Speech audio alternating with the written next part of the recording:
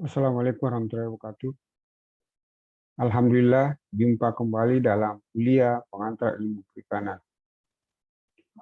Sebelum saya memulai acara perkuliahan ini, saya ingin menyampaikan selamat Hari Raya Idul Fitri 1442 Hijriah.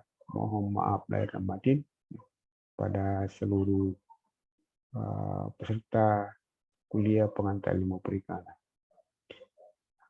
Kali ini kita akan membahas tentang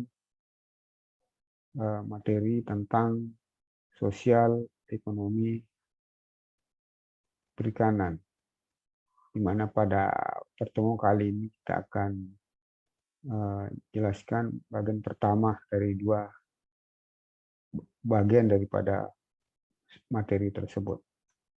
Baik, saya akan bagikan.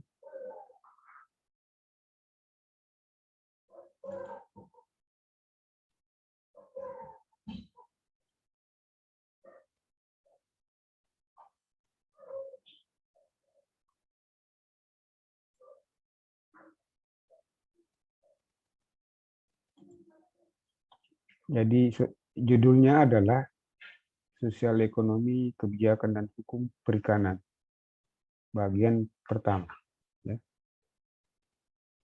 Nah, kompetensi dasar daripada pokok bahasan ini adalah diharapkan mahasiswa mampu memahami dan menganalisis berbagai permasalahan sosial ekonomi, kebijakan, dan hukum yang mendasari pemanfaatan dan pengelolaan sumber daya perikanan.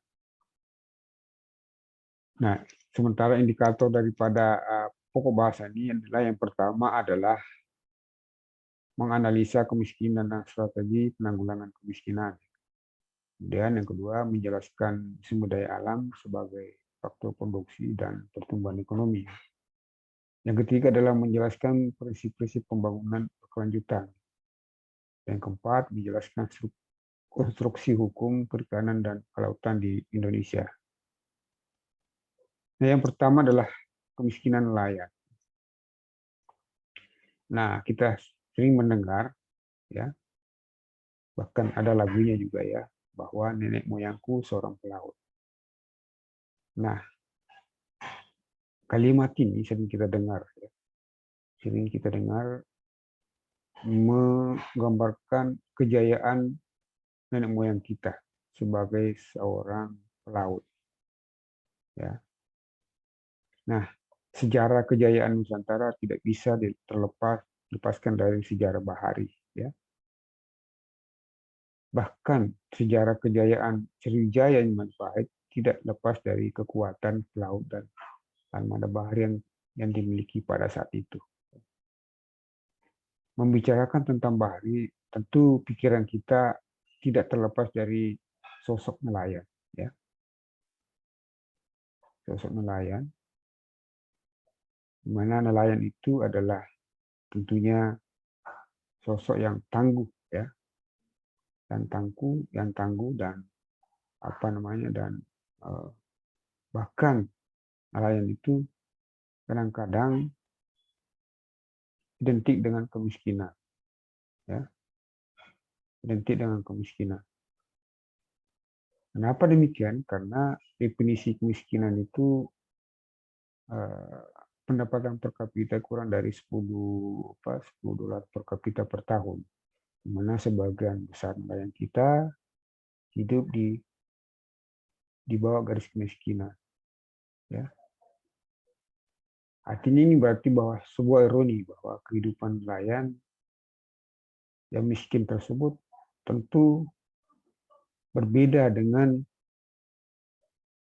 kekayaan alam atau potensi sumber daya ikan yang ada di laut. Dimana kita ketahui negara kita itu adalah negara kepulauan. Namun kenyataannya negara maritim, ya. Namun kenyataannya sebagian besar, ya, nelayan kita itu masih terkategori miskin. Nah, hal ini memicu berbagai macam pertanyaan. Kenapa hal itu bisa terjadi? Ya. Kenapa hal itu bisa terjadi? Nah, ada jawaban bahwa apakah ini semata-mata karena kutukan sumber daya alam, yaitu suatu fenomena di mana wilayah dengan sumber daya alam yang melimpah justru mengalami pertumbuhan ekonomi yang lambat, yang pada akhirnya menyebabkan penduduknya hidup dalam kemiskinan atau karena sebab-sebab lain. Itu pertanyaannya. Ya. Nah, sebelum kita menjawab atau memberikan solusi atau tersebut, maka kita akan melihat analisis kemiskinan lain. Masalah kemiskinan lain merupakan masalah yang sifatnya multidimensi. Ya, karena sehingga penyelesaiannya juga dilakukan multidimensional. Nah, oleh karena itu harus diketahui akar masalah yang menjadi penyebab terjadinya kemiskinan pada nelayan. Ya, penelaan masalah kemiskinan nelayan tidak mudah seperti mengupas bawang merah. Ya, tidaklah mudah seperti membalikan telapak tangan atau mengupas bawang merah. Mengupas bawang merah, kulitnya dulu dikupas, luar, kemudian bagian tengah, dan seterusnya. Nah, sejak lama para ahli menduga bahwa penyebab utama kemiskinan lain itu adalah karena sifat sumber daya alam yang dimiliki yang sifatnya common properties yang kemudian diperburuk dengan rejim yang bersifat akses terbuka. Jadi minggu lalu kita sudah jelaskan bahwa salah satu karakteristik atau sifat daripada sumber daya alam, sumber daya perikanan itu adalah dia itu bersifat dimiliki bersama, ya, common property dan akses terbuka. Itu yang dasarnya dulu, ya, tapi ternyata tidak demikian. Nah, pemikiran ini diserahkan pada sinesis ahli ekonomi dari Kanada yang bernama Scott Gordon yang pertama mengupas masalah ini pada tahun 1954. Nah, teori Gordon yang dikenal dengan teori common property itu perikanan dianggap mampu menjawab permasalahan rendahnya pendapatan nelayan maupun menjelaskan masalah yang disebut dengan kelebihan tangkap secara ekonomi, ya, atau economic overfishing, ya. Paradigma lama didasarkan pada teori Gordon bahwa strategi peningkatan pendapatan, ya, kemudian diubah dengan melakukan apa yang disebut dengan rasionalisasi, yakni usaha pengurangan akses dan pengukuran hak pemilikan sebagian. Jadi teori-teori yang didasarkan pada common property dan akses terbuka itu kemudian dirasionalisasi, ya, diperbaiki dengan mengurangi akses, ya, misalnya sistem kuota, penutupan, ya, dan pembagian kewenangan pemilikan, ya. Kalau sekarang undang-undang tentang tata ruang, ya, ada pemilikan di mana kewenangan mengelola sumber daya laut itu di bawah 12 mil itu ada di provinsi. Itu contohnya. Nah, rasionalisasi tersebut dilakukan dengan membatasi kapal misalnya, ya, atau memperlakukan pajak. Pengukuhan hak pemilikan sebagian dilakukan dengan memperlakukan sistem kuota atau pengelolaan terbatas. Jadi, berbagai macam cara saya kira di dalam MSP, pengelolaan sumber daya perikanan, kita sudah jelaskan berbagai macam opsi atau teknik-teknik pengelolaan, ya, sumber daya perikanan. Nah, strategi yang diterapkan berdasarkan resep Gordon telah terbukti tidak selamanya berhasil, ya. Nah, berdasarkan penjelasan sekilas tersebut, nampaknya bahwa masalah rejim akses terbuka dan sumber daya yang bersama bukanlah merupakan penyebab utama rendahnya pendapatan pelaku perikanan atau rendahnya atau kemiskinan daripada nelayan. Bukan itu penyebabnya, ya. Bukan itu penyebab utama. Dalam derajat tertentu, permasalahan kemiskinan nelayan telah lebih disebabkan karena kurang tepatnya kebijakan yang diarahkan pada peningkatan pendapatan, yang merupakan turunan dari kurangnya pemahaman masalah kemiskinan itu sendiri. Jadi, itu. Nah, sementara menurut Kusnadi bahwa kemiskinan yang diderita oleh masyarakat nelayan bersumber dari dua faktor, ya. Yang pertama adalah faktor alami, ya. Faktor alami tadi terkait dengan uh, common properties dan akses terbuka, ya.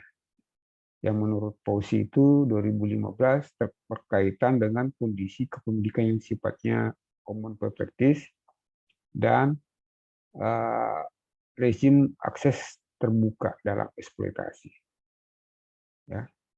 Yang kedua adalah faktor-faktor non alami, di mana sektor perikanan seperti halnya sektor primer lainnya sering mengalami masalah finansial, ya. Misalnya kurangnya modal, serta tulisnya akses untuk masuk ke dalam lembaga keuangan. Nah, itu saya kira penyebab analisa atau kemiskinan nelayan. Saya kira bahwa faktor-faktor penyebab lain saya kira bisa dibaca dari berbagai sumber.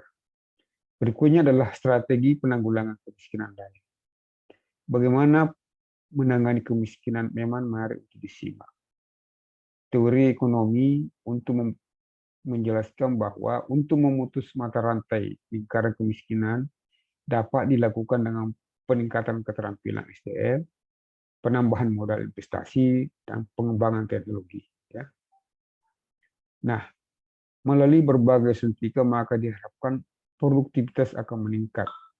Ya. Namun dalam prakteknya persoalan tidak semudah itu. Ya. Nah, Fauci 2015 menyatakan bahwa strategi pengentasan kemiskinan memang menjadi kompleks. Dengan demikian, kompleksnya permasalahan perikanan memang tidak ada obat mujarab yang manjur untuk mengenyahkan kemiskinan nelayan. Namun demikian, beberapa strategi, ya, kunci yang dapat dijadikan sebagai bahan pertimbangan dalam upaya mengurangi kemiskinan nelayan baik secara kualitas maupun kuantitas. Yang pertama adalah aspek ekonomi. Pengelolaan sumber daya perikanan menjadi sangat krusial karena disinilah muara persoalan kemiskinan. Asesmen terhadap sumber daya perikanan nampaknya perlu dipikirkan kembali. Ya. Itu yang pertama. Yang kedua adalah ekonomi. Overfishing merupakan penyakit utama rendahnya kinerja perikanan kita yang menimbulkan kemiskinan di wilayah pesisir Indonesia, yang membuktikan bahwa fenomena itu lebih dominan ketimbang dengan biological overfishing. Ya. Yang ketiga adalah sebagaimana diuraikan pada sintesis kemiskinan, kalau ditarik resultan dari persoalan siklus non simetris dan sulitnya penyesuaian terhadap produktivitas, ya, strategi investasi yang tepat akan dapat membantu mengurangi kemiskinan di sektor perikanan. Itu saya kira bahasan hari ini, terutama yang terkait dengan kemiskinan nelayan. Untuk bagian berikutnya kita akan bertemu. Sekian. Assalamualaikum warahmatullahi wabarakatuh.